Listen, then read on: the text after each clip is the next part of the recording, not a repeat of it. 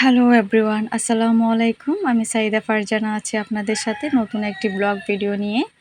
আজকে হচ্ছে আমি কাজের ফাঁকে ফাঁকে আমার বিয়ের গল্পটা আপনাদের সাথে শেয়ার করব। যদিও আমি সবার কাছ থেকে আগেই সরি চেয়ে নিচ্ছি, আমার ভিডিওটা আজকে একটু বেশি লম্বা হয়ে গেছে। আমি দুই তিন দিন যাবত আমি কোনো লং ভিডিও দেইনি, হচ্ছে কাজের চাপ ছিল। তো আজকে ভাবলাম আজকে কাজটাও করি, আপনাদের সাথে কাজটাও শেয়ার করি, আমার ঘরের টুকটাক যে কাজগুলো থাকে এগুলো শেয়ার করি, আর হচ্ছে সাথে আমার গল্পটাও শেয়ার করি। তো আপনাদের কাছে একটা রিকোয়েস্ট থাকবে, আমার ভিডিওটা প্লিজ আপনারা স্কিপ করবেন না, না টেনে দেখার অনুরোধ রইল। ভিডিওটা ফুল ওয়াচ করে দিবেন। হচ্ছে আপনাদের কাছ থেকে একটু সময় চেয়ে নিলাম আর কি। তো হচ্ছে আমার ভিডিওতে কোনো অংশ যদি আপনাদের ভালো লেগে যায় সেটা আমাকে হচ্ছে একটু কমেন্ট করে জানাবেন, আর যে অংশটা খারাপ লেগেছে সেটা আমাকে কমেন্ট করে জানাবেন। তো শুরু করলাম আমি আমার বিয়ের হিস্টোরিটা। আমার বিয়ে হচ্ছে মূলত 2018 লাস্টের দিকে, নভেম্বরে বিয়ে হয় আমার। তো আমার বিয়েটা হয় লাভ ম্যারেজ, তবে বলতে পারেন লাভের থেকে অ্যারেঞ্জই বেশি ছিল, কারণ আমরা প্রথম থেকে হচ্ছে আমার ফ্যামিলি জানতো। তা আমার থেকেও কিন্তু আমার হাজব্যান্ডকে আমার আম্মুরা, আমার ফ্যামিলিরা অনেক বেশি পছন্দ করতো। ও অনেক বেশি একটু মানে কী বলবো, একটু ভালো ভালো সবার কাছে অনেক ভালো লাগতো তাকে। তো হচ্ছে আমাদের তো এরকম নিয়ে এটা আমার রিলেশন নিয়ে কোনো সমস্যা হয় না। আমার বাবা বাড়ির দিক দিয়ে সবাই আমার হাজব্যান্ডকে পছন্দ করেছিল যেহেতু। তা আমি আগে বলে রাখি, তার কোনো ভালো জব ছিল না তখন। সে একটা চাকরি করতো, মোবাইল সার্ভিসিংয়ের দোকানে কাজ শিখতেছিল তখন।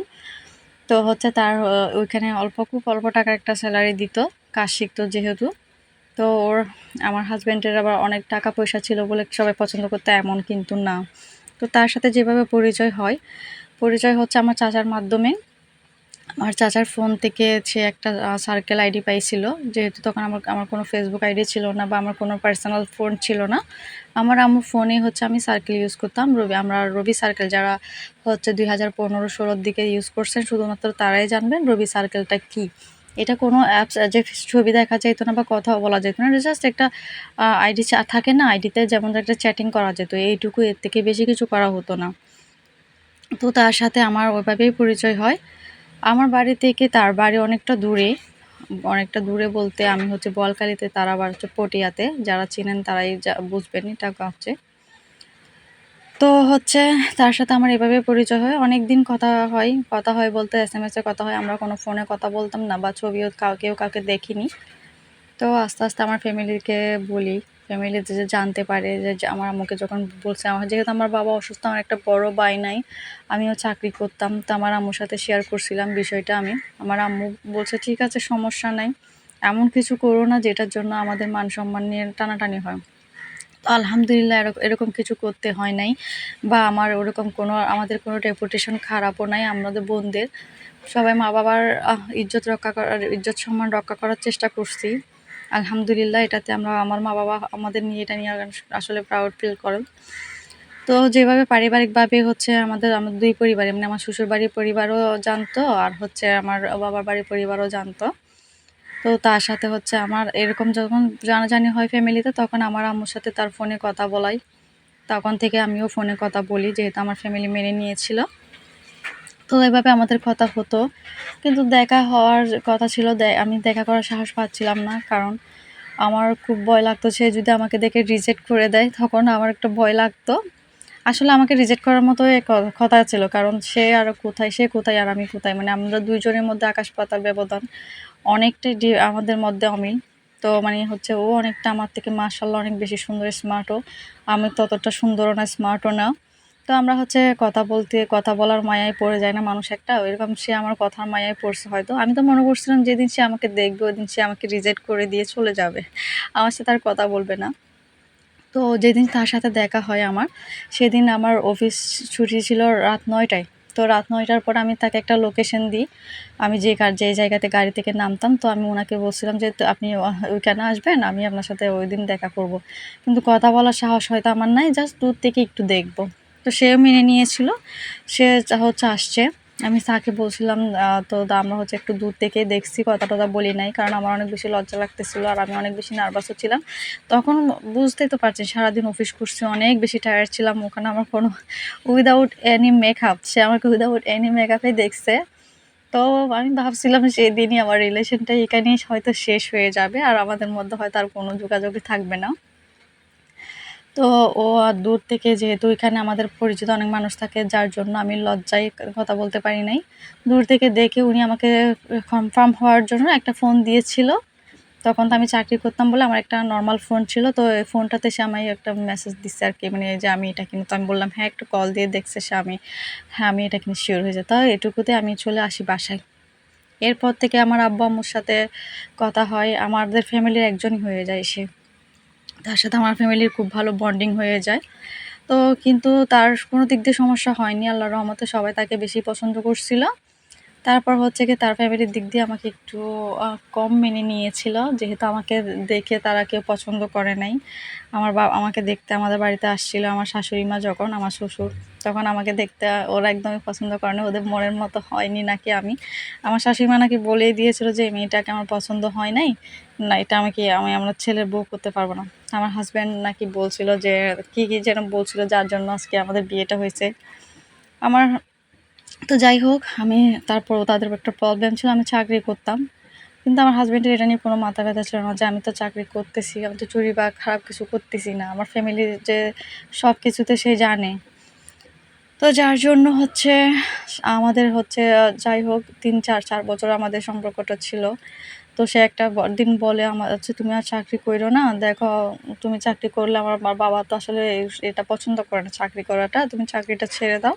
বাকিটা আল্লাহর হাতে।" আচ্ছা যাই হোক, তো আমি চাকরিটা ছেড়ে দিয়ে ২ বছর মতো ঘরে ছিলাম। থাকার পরে সেও টুকটাক মাঝে মধ্যে একটু হেল্প করতো, এমন না।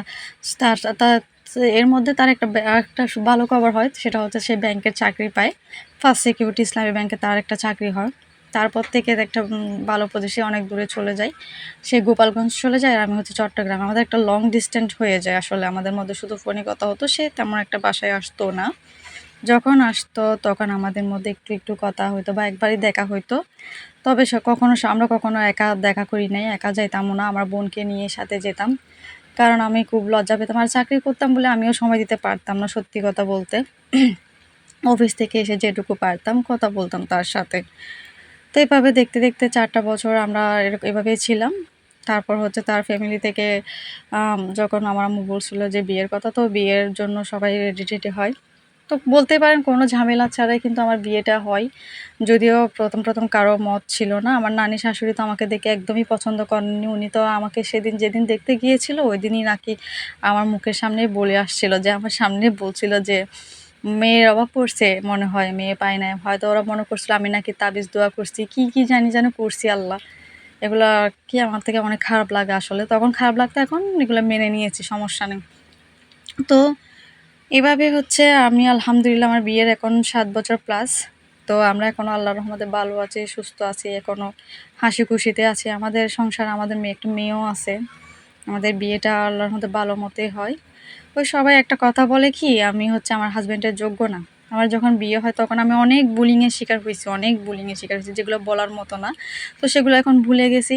ভুলে গিয়ে আমি সবকিছু মানিয়ে নিয়েছি বলে আজকে আমি সংসার জীবনে এত দূরে আসতে পারছি সবার দোয়ায় আর ভালোবাসায়। তো হচ্ছে আলহামদুলিল্লাহ এখনও আমি ভালো আছি, সুখে আছি আলহামদুলিল্লাহ। আমার বেশি কিছু লাগবে না, আমার পাকা ঘরও লাগবে না। অনেক কিছুই লাগবে না। আমার হাসব্যান্ড যে আমাকে একটু সাপোর্ট করে, আমার হাসব্যান্ড আমার স্বপ্নগুলো যে পূরণ করে, এটাই হচ্ছে আমার জন্য অনেক বড় কিছু। আমরা ৫ বোন জানা সত্ত্বেও আমার কোনো ভাই নাই বা আমার কোনো ফ্যামিলি তেমন কোনো টাকা পয়সাও নাই। যেটা জেনেও কিন্তু আমার হাসব্যান্ড আমাকে না দেখে, আমার সৌন্দর্য না দেখে যে আমার কথার মায়ায় পড়ে আমাকে বিয়ে করছে, এটা কিন্তু আমার জন্য অনেক বেশি কিছু। তো এরকম হাসব্যান্ড পাওয়াটা আসলে ভাগ্যের ব্যাপার। এরকম একটা ফ্যামিলি পাওয়াটা ভাগ্যের ব্যাপার। তো আজকে এটুকু, আর বেশি কিছু বলব না। আমি এমনিতে অনেক লম্বা করে ফেলছি আজকের ব্লগ ভিডিওটা। হয়তো এখানে অনেক কিছু বাদও পড়ে গেছে। তারপরও হচ্ছে আমার ভিডিওটা আপনারা পুরো দেখে দিবেন প্লিজ। আপনাদের কাছে একটা রিকোয়েস্ট থাকলো। তো আমারও কাজটা আসলে আজকে অনেক কাজ করে ফেলছি, যেহেতু ফ্রাইডে ছিল। ডিপ ক্লিন দিছি বাসাটা। তো ফ্রি হয়ে ভাতটা খাওয়ার পরে হচ্ছে তারপরে আমি ভয়েসটা দিছি। তো সবশেষে যে কথাটা বলি হচ্ছে, সুন্দর মানেই সুন্দর না, চেহারা সুন্দর মানেই সুন্দর না, বা কালো মানে কালো না। দুইটি মন যদি দুইটি মনের যদি মিল থাকে তাহলে সম্পর্ক সুন্দর হয়। ধন্যবাদ সবাইকে। তো হচ্ছে আমার ভিডিওতে ভুল ত্রুটি হলে আপনারা ক্ষমা করে দিবেন। আমার ভিডিওটা লং হয়েছে তার জন্য আমি আবারও দুঃখিত। সবাই ভালো থাকবেন, সুস্থ থাকবেন। আল্লাহ হাফেজ।